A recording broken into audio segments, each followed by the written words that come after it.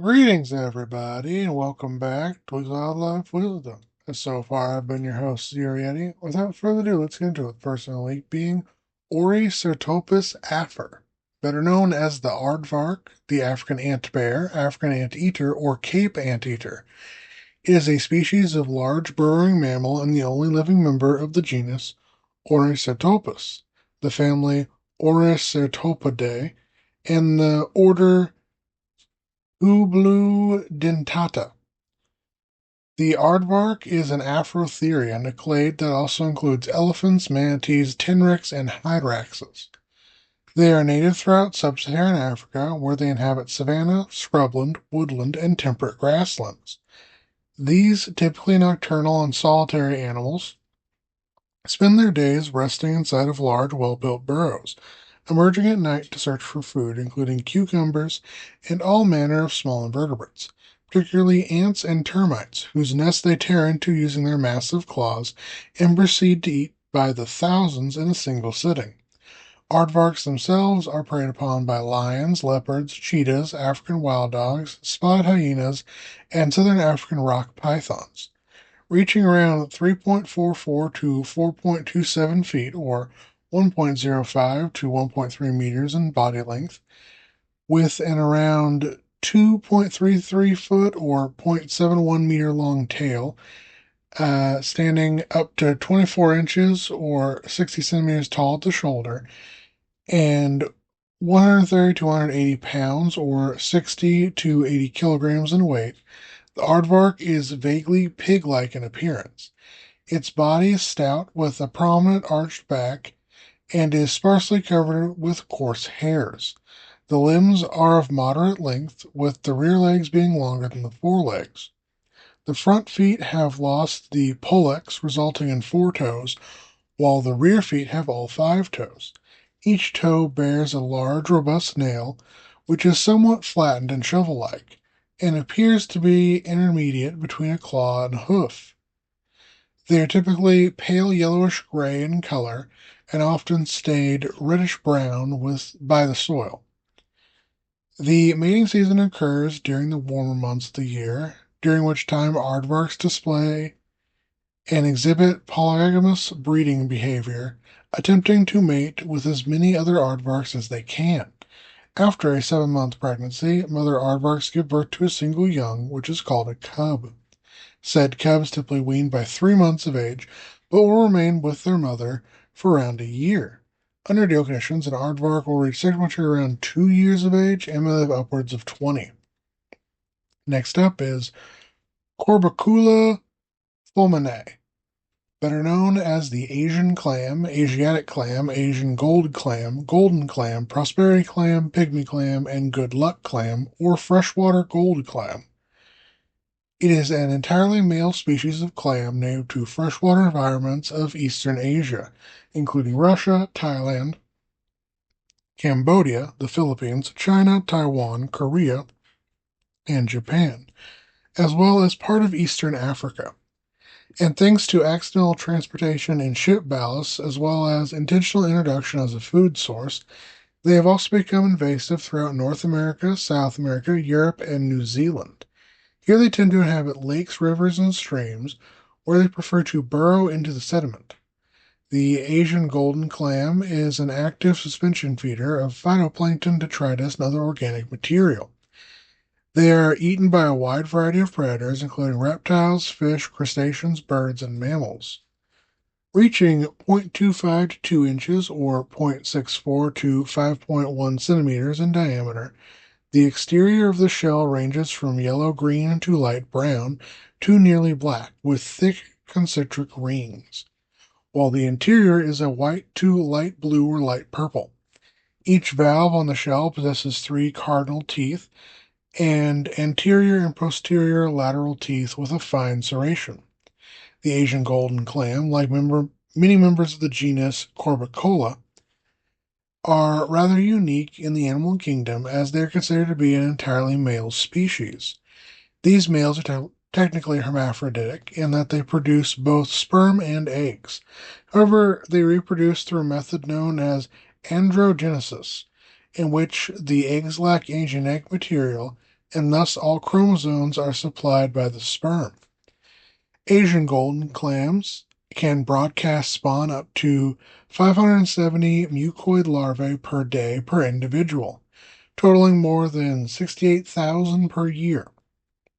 The larvae float in a platonic form before settling along the bottom and transitioning into their more recognizable adult stage. Under ideal conditions, an Asian gold clam may reach temperature at around 0.25 inches in size and live upwards of 5 years. Next up is Yi. It is a genus of Scanscoriopterid theropod dinosaur which lived throughout what is today China during the late Jurassic period, some 160 to 157 million years ago, which is comprised of a single species, Yi Qi. The first and only known specimen of Yi Qi was a fossil of an adult individual found by a farmer, Wang Zhangrong, in a quarry near Mutoding village in Qinglong County, Hebei.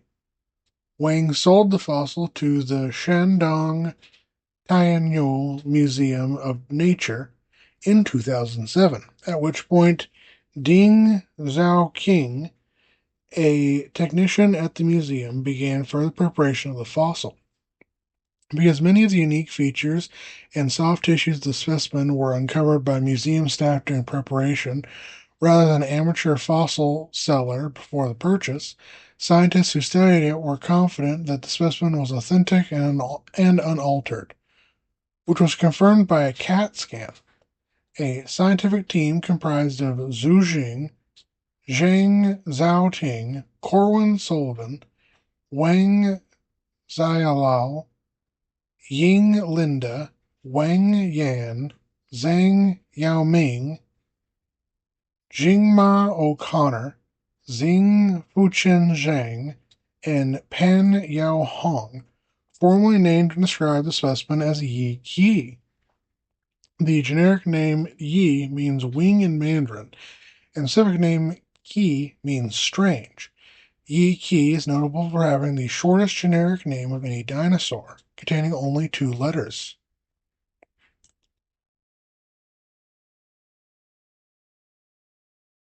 Sorry.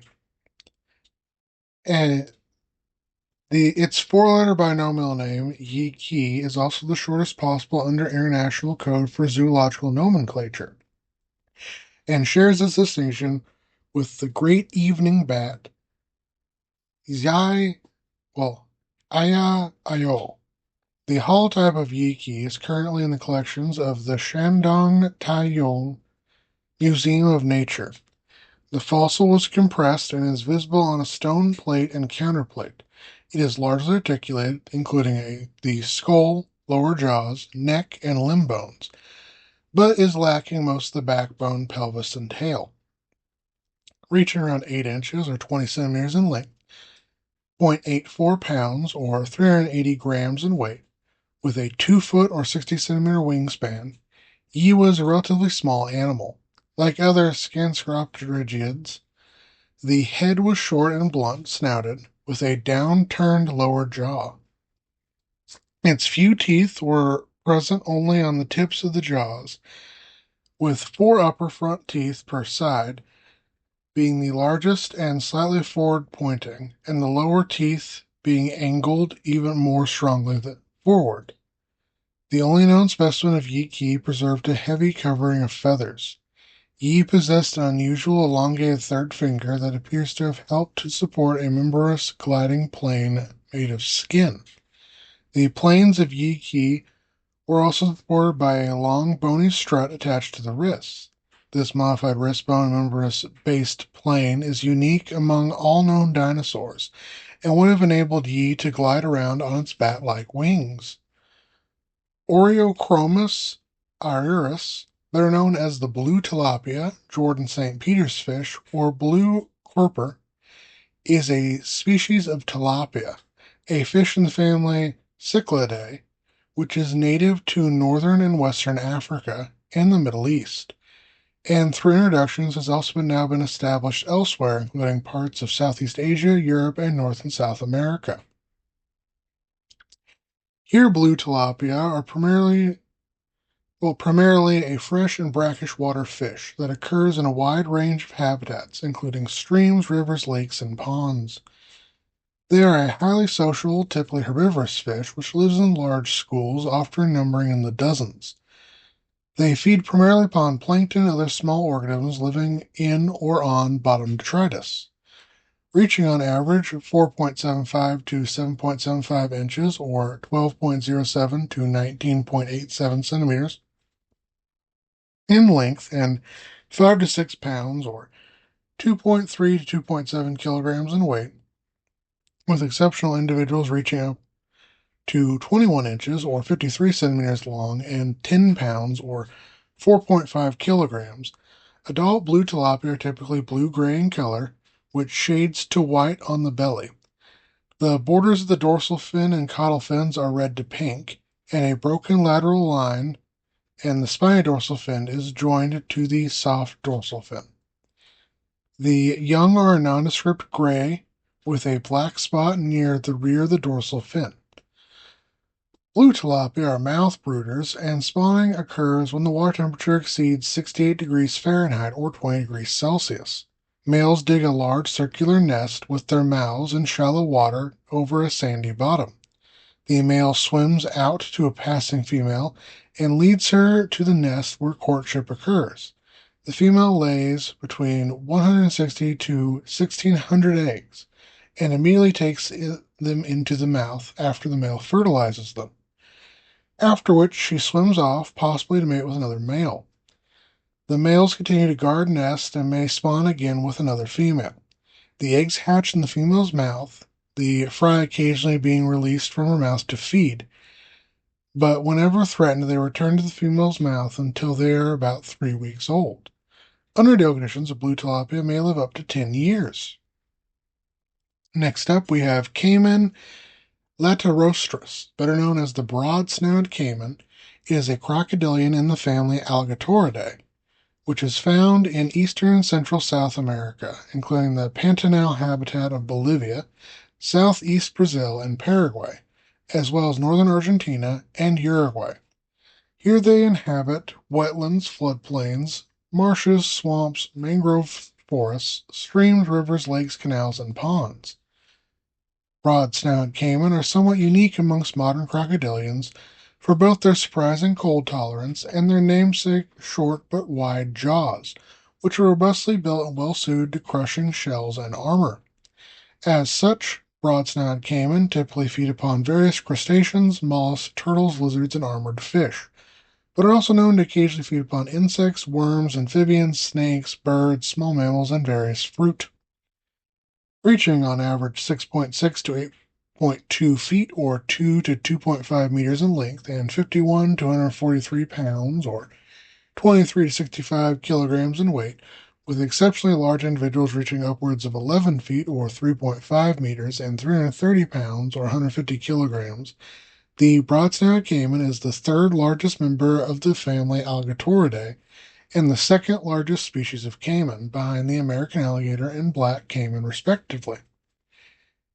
They are often olive green, dusky brown, or dark gray in color, with distinctive spotting on the face. They have a tubercle, a small projection of the scales between the eyes. Broad-snouted caimans are of comparatively smooth hides that are highly prized in the world of crocodile leather. Breeding and nesting vary by region. In Brazil, breeding occurs from August to January. In Uruguay, they breed in January, and in Argentina, these caimans breed from January to March. Females build a nest out of vegetation and lay 18 to 50 eggs, which are placed in at least 2 distinct layers, and hatch after incubating for around 70 days. Nest rear at the same temperature can differ in sex ratio. This indicates there are other factors contributing to a nest having male or female eggs. They are cared for by their mother for the first few months of their life, and under ideal conditions, a broad-snouted caiman may reach to around 4 to 10 years and live upwards of 60. Next up, we have Turdus migratorius, better known as the American robin. It is a migratory bird of the true thrush family, which is widely distributed throughout North America, from Alaska and Canada southward to Florida and Mexico.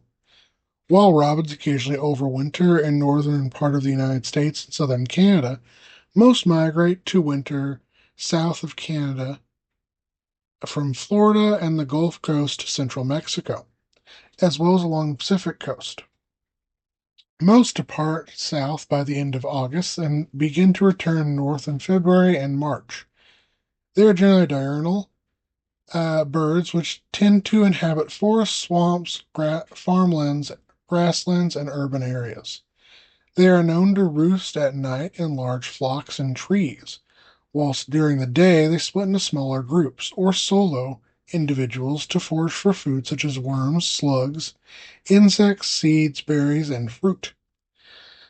American robins are themselves preyed upon by hawks, owls, large snakes, cats, foxes, dogs, raccoons, martins, ring-tailed cats, and long-tailed weasels. Reach around 9.1 to 11 inches or 23 to 28 centimeters in body length, 2.1 to 3.3 ounces or 59 to 94 grams in weight, with a 12 to 16 inch or 31 to 41 centimeter wingspan. The American robin typically sports a black, brown, or gray head coloration with white eye marks. The throat is white with black streaks, and the belly and undertail coverts are white. The adult has a brown back and reddish brown or orange breast, varying from rich red maroon to peachy orange. The bill is mainly yellow with a variable dark tip, and the legs and feet are brown. Breeding begins shortly after the returning to summer range. The species is one of the first North American birds to lay eggs and normally has 2 to 3 broods per breeding season, which lasts from April to July. Females build a nest out high in trees or in dense bushes, which is made out of long, coarse grass, twigs, paper, mud, and feathers. A clutch consists of 3 to 5 cyan-colored eggs and is incubated by the female alone. The eggs hatch after 14 days, and the chicks leave the nest a further 2 weeks later. Under ideal conditions, an American robin may live up to 14 years.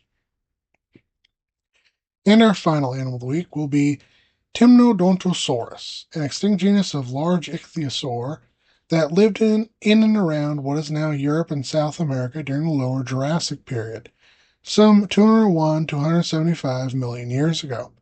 Temnodontosaurus is historically the very first ichthyosaur to have been scientifically described, with the first skull having been found by Joseph Anning in the cliffs of Blackvin between the town of Lyme Regis and the village of Charmouth in southern England. The remaining skeleton was later discovered by his sister, Mary Anning, in 1812. Although other ichthyosaur skeletons have been recovered locally and elsewhere, this particular specimen was the first to attract attention of the scientific community. After the discovery was announced to the press, the specimen was purchased by the lord of a local manor, Henry Host Hindley, who passed the fossils onto the naturalist William Bullock, who put them on display in the collections of his museum in London.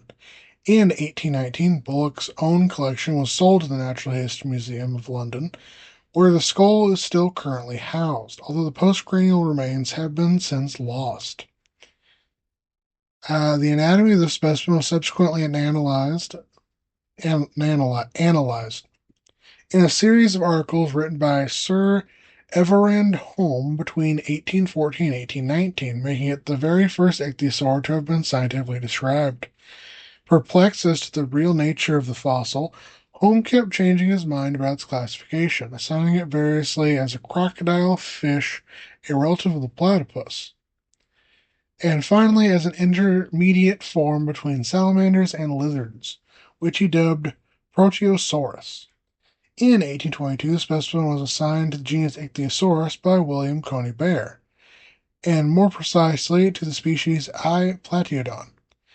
Noting the large dental differences with the other species of Ichthyosaurus, Richard Leidector suggested in 1889 moving the species to a separate genus, which he named Temnodontosaurus. The name Temnodontosaurus comes from the ancient Greek name temno, meaning cut, and odus, meaning tooth, and sauros, meaning lizard. This resembling in thus resulting in the cutting tooth lizard. While many species have been assigned to the genus, only 5 are still currently recognized as valid, being T. plateodon, T. crassamanus, T. trigonotodon, T. zetlandicus, and T. nuterengenesis, reaching on average 30 to 34 feet or 9 to 10 meters in length, with some rather fragmentary individuals possibly reaching up to 13.5 meters or 45 feet. Temnodontosaurus is one of the largest known ichthyosaurs, although not as imposing as some truly titanic Triassic forms, such as Shonisaurus, Himalayasaurus, Samdospondylus, or Ichthyotitan. Like other ichthyosaurs, it had flippers for limbs and a fin on the tail, boasting eye sockets measuring more than 25 centimeters or 9.8 inches wide. Temnodontosaurus quite possibly had the largest eyes known in the entire animal kingdom, rivaling in size of those of the colossal squid. The snout appears to be larger than the mandible, and being equipped with several sharp teeth, hence its name. In life, Temnodontosaurus was an active predator, which would have fed upon bony fish, cephalopods, and aquatic reptiles such as turtles, plesiosaurs, crocodilians, pterosaurs, and even other ichthyosaurs. As always, take care of my guys, gals, non-binary pals. Hope you all have a wonderful day.